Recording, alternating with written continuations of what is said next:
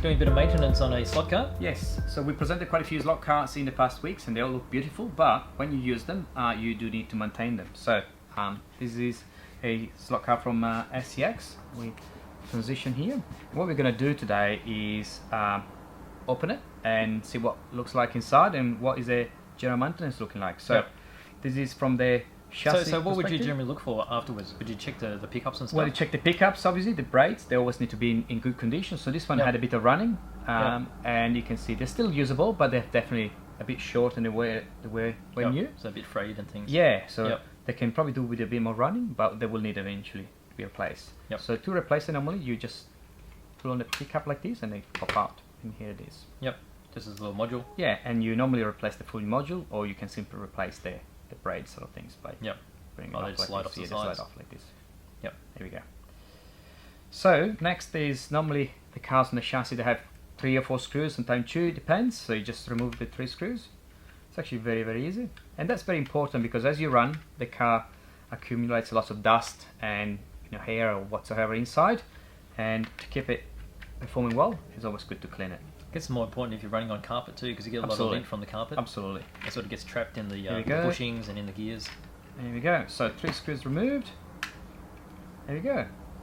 Okay, so there's a bit of fur in there. So as you can see, there's quite a bit of dust in there, and even the gears are a bit dusty. Yeah. So you can see it is all collected around the axles and the gears. Absolutely.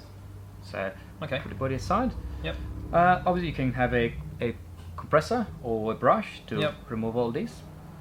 You can use your handy little fingers. Yeah, here we go.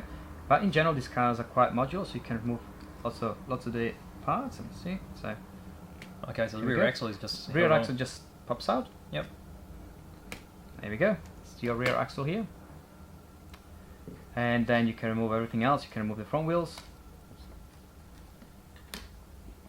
and as you go along, you can pop the motor out. Let me see. This one goes this way, I think. They're all slightly different. I think the motor pops up from the front, perhaps. I think it should pop out. I need to remove this other things first. There we go. That's your. Oh, that's the digital chip. The digital one. Yeah. So that's the digital chip. And then we pop out these sort of things here. There we go. That's your motor bay. So here we have your slot car in parts. So it's a bit like an RC car, isn't it? It is a little bit, yeah. So it's very modular, Yep. Very easy to maintain. I think it's important that you always look after the car to make sure that it performs well. As you can see, there's not too many parts. It's quite straightforward to probably be able to blow a lot of this stuff off to maintain. So this is definitely easy to clean up. Yeah. I guess with the hairs around the shafts, just use a little knife and just pick them out. Correct. Maybe a drop of oil on the bushings on the motor. Yeah, absolutely. So that's not very difficult. That's the same process you do when you need to install a chip on the car. So to transform an analog card into digital, that's what you need to do. So this is a digital chip.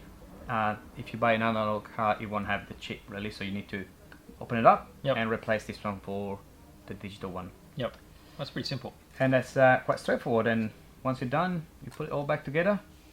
You need to start from this end this time around. And off you go. Well, we can do this later in any case. And yeah, here we go.